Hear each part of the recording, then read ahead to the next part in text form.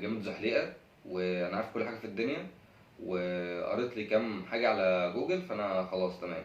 جوجل ما بيغلطش.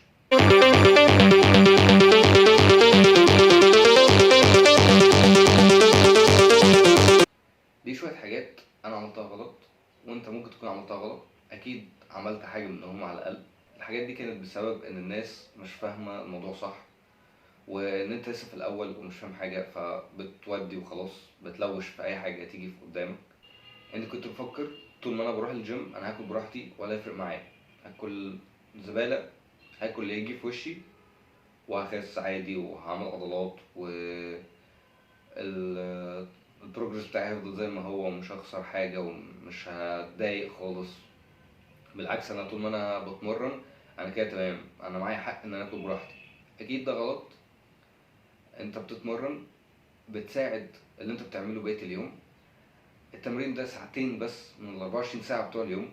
أكيد في الساعتين دول أنت يعني مش هتسحر، ومش فجأة ال70,000 كالوري اللي أنت بتاكلهم هيبقوا كلهم راحوا في العضلات، والتمرين كله راح في إن هو بيحرق الدهون. أكيد ده مش هيحصل.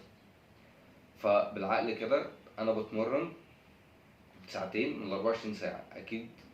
أكيد محتاج حاجات تساعد بقى بقية اليوم إن أنا أوصل للهدف بتاعي. ف تطلع من التمرين انا تمام، انا اتمرنت، فانا كده هخس. اروح بقى البيت، بشاميل تلاقي، بانيه تلاقي، محاشي تلاقي، بيتزا تلاقي، فطير تلاقي. هبل. مفيش حاجه اسمها كده يا جدعان. انت بتحاول تتمرن عشان توصل لحاجه، فما تعملش كده. تاني حاجه بقى، انت خلاص عرفت ان انت محتاج تاكل حاجات معينه، او محتاج تغير اكلك. فانت محتاج دلوقتي تاكل بروتين. انا دلوقتي محتاج مثلا اكل البروتين بتاعي.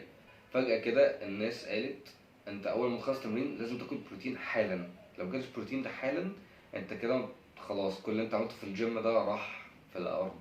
راح في الارض. ليه راح في الارض يا جماعة؟ ما انا ممكن اكل بروتين يعني في اي وقت في اليوم. ما ممكن يعني انت بتفطر هتاكل جزء من البروتين بتاعك انت محتاجه، وهتاكل جزء تاني بعد ما تتمرن، وممكن جزء قبل ما تتمرن كمان، وبالليل لما تيجي قبل ما تنام بشوية. البروتين مش لازم يتاخد بعد التمرين على طول بساعة زي ما كل الناس فاكرة. هو يعني عادي. انت طول ما انت في اليوم اخدت اه احتياجك من البروتين انت تمام. لكن انا بقى مش محتاج اخلص التمرين واطلع اجري واضرب اي حد في وشي عشان بعطلني ان انا اخد السكوب بتاع البروتين بتاعي، او ان انا اروح اكل الفراخ اللي انا مجهزها عشان ده مصدر البروتين الوحيد اللي ممكن اكله في حياتي. خلص تمرينك. لو انت واكل كويس قبل التمرين فانت اصلا مش محتاج تاكل بروتين على طول، او مش محتاج تاكل عامه على طول بعد التمرين. لو انت واكل كويس قبل بساعه ونص ساعتين مش محتاج ابدا تعمل كل ده. بتاخد احتياجك من البروتين على مدار اليوم وتمام. مش محتاج بقى تقعد تجري ورا نفسك ووسع يلا هات الشيكر من هنا وحاسب من قدام انا محتاج اخد البروتين بتاعي. مفيش الكلام ده. تالت حاجه، ما ينفعش تمرن اكتر من عضله في نفس اليوم، عشان انت كده بتاخد سترويدز وهرمونات، وانت اكيد كده في حاجه غلط. ما ينفعش تتمرن اكتر من عضله واحده في اليوم. كل احترام شديد، انت مثلا هتمرن عضله واحده بس النهارده. مثلا هنقول هتمرن شيست. الشيست هتلعب كام تمرين؟ 6 تمارين. كل تمرين كام مجموعه؟ 4 مجاميع. 6 في 4 ب24 مجموعه.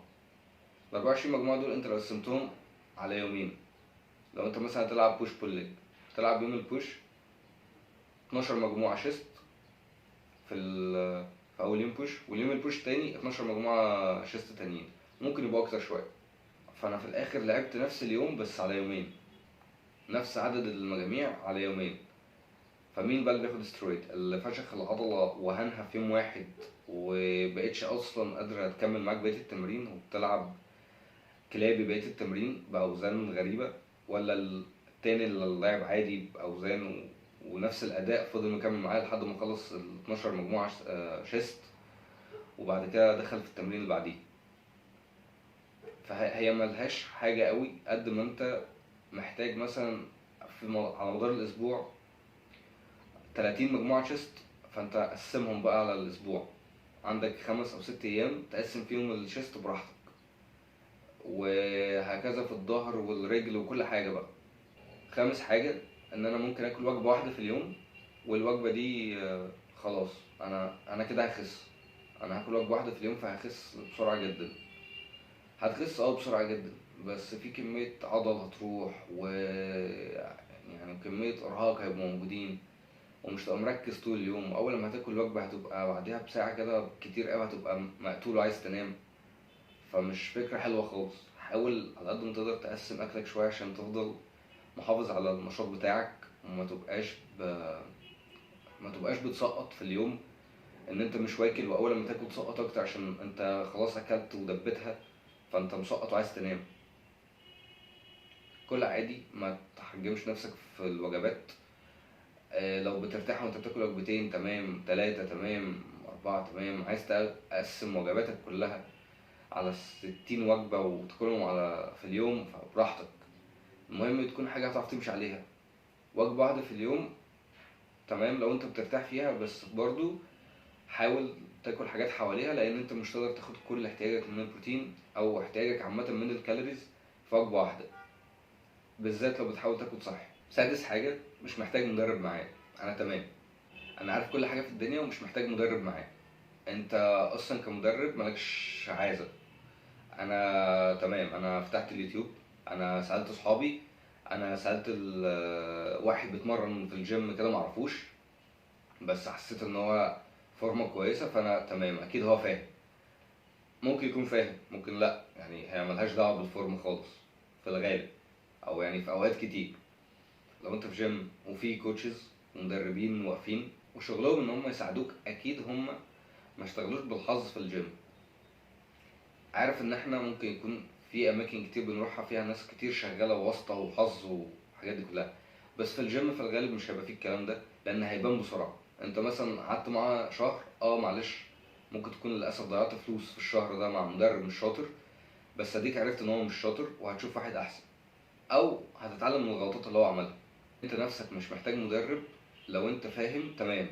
لو معاك واحد صاحبك بقاله كتير جدا بيتمرن، ممكن يكون فعلا فاهم وهيساعدك. لكن لو انت رايح من الاول خالص وابيض متعرفش اي حاجه في الدنيا، لازم تسال مدرب. لان انت ما سالتش مدرب، يا اما هتعمل حاجه غلط وتتصاب، يا اما مش هتستفيد، يا اما هتروح زي ما بتروح الجيم زي ما بتمشي من الجيم وما استفدتش اي حاجه. ما تبقاش اللي هو انا تمام، انا جامد جدا، انا جامد زحليقه، وانا عارف كل حاجه في الدنيا، وقريت لي كام حاجه على جوجل فانا خلاص تمام. جوجل ما بيغلطش. ما علينا، جوجل بيجيب حاجات غريبة في الجيم بالذات. سابع حاجة، أنا هلعب كارديو عشان عايز أخس، مش عايز أطلع عضلات. أهتم بالكارديو بس دي بجد يعني. هي في الأول بتبان إن أنت فاهم وكل حاجة صح، بس فكر فيها كده. دلوقتي أنا ببص في المراية شكل مثلا جسمي مش عاجبني، فأنا عندي دهون زيادة. تمام، لعبت كارديو وقللت الدهون، هل شكلي لما أقلل دهون بس هيبقى احسن، او هيبقى اصلا شكل انا مبسوط بيه؟ لو بلعب كارديو بس في الغالب لا، لان انت هتلاقي الدهون قلت جامد، وفي نفس الوقت انت ما عملتش شيب، فانت شايف نفسك رفيع كحجم، بس في نفس الوقت في دهون موجوده. ف يعني ده بيبقى شويه ماسلز راحت، وانت في حاجه اسمها سكيني فات، اللي هو انا رفيع بس تخين في نفس الوقت، اللي هو انا رفيع بس نسبه الدهون عندي عاليه. تبقى مبسوط بالشكل اللي هتوصل له بالطريقه دي. فالأحسن إن أنت تحاول تزود تمارين اللي فيها مقاومة، يعني أي حاجة فيها أوزان، ماشينز، الأسل بتاع المقاومة، تمارين كاليستانكس اللي هي بودي ويت، اللي هو مثلا ضغط وعقلة وسكواتس من غير وزن. الحاجات دي يعني هتفرق بكتير، هتفرق جدا في إن أنت توصل لشيب عاجبك، مش بس إن أنت تخس بس في الأول هيبقى بالنسبة لك إنجاز أكيد، بس لما تلاقي نفسك بتخس في نفس الوقت بتعمل شيب كويس، انت يعني الموضوع هيفرق معاك جامد، وهتبقى عايز تكمل اكتر في الموضوع ده. مش تبقى اللي هو ايه ده انا خسيت تمام بقى ارجع اكل زي ما كنت وارجع وابطل كارديو وتمام. رقم 8، ان الجيم اللي انا فيه هيفرق جدا، و يعني كل ما الجيم كان احسن كل ما بدفع اكتر في الجيم كل ما هتبسط اكتر. مش صح ومش غلط، يعني هتفرق اكيد من مكان لمكان، بس في الغالب احسن جيم هتروحه الجيم القريب منك اللي هتقدر تروح في اي وقت.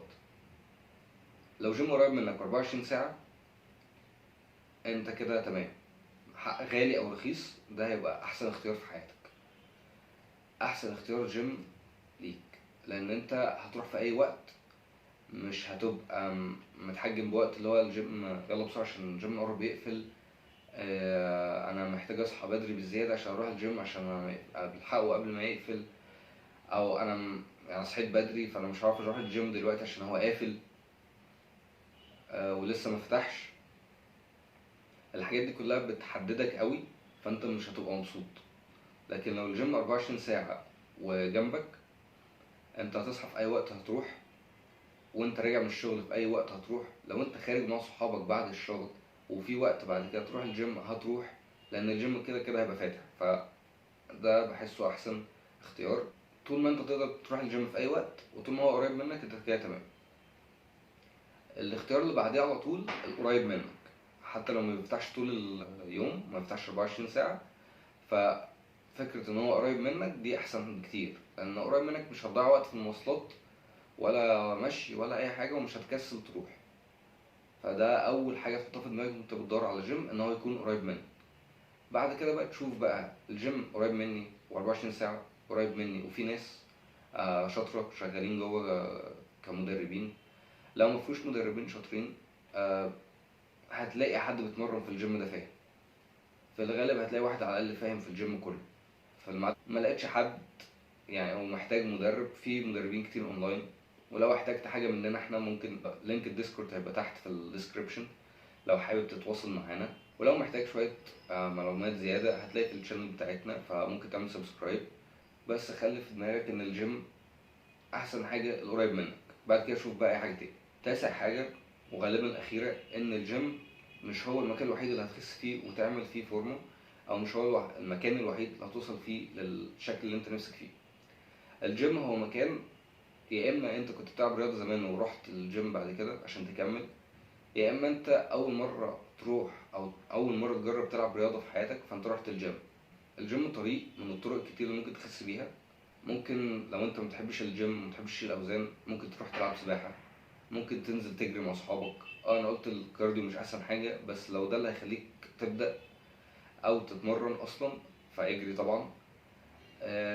الكاليستانكس حلوه جدا، ممكن حاجات في البيت اصلا، تجيب بار عقله لو اللي بتتحط في الباب، انت كده هتبقى مبسوط عادي، انت قاعد في بيتكم مبتعملش حاجه، انت بتتمرن وانت بتعمل اي حاجه تانية. ممكن يعني هو في الاخر مش الجيم المكان الوحيد اللي هتخس فيه، انت ممكن تخس وانت بتلعب اي رياضه تانية، انت ممكن تخس وانت بتحب تنزل تتمشى مع اصحابك. فانت ما تخليش الجيم هو المكان الوحيد اللي هتخس فيه.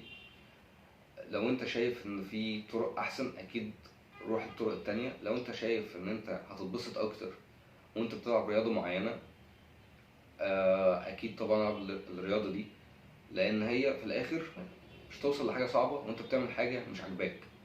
حاول دايما تشوف الحاجه اللي هتبسطك وانت بتعملها عشان تخس او عشان توصل للهدف بتاعك. ده في الجيم بقى وبتخسسهم في كل حاجه تانية في الدنيا. لو انت محتاج مدرب معاك ممكن تدخل تكلمنا على ديسكورد وتعمل سبسكرايب للشانل، ولو الفيديو عجبك ممكن تعمل لايك وانت تحت بالمره.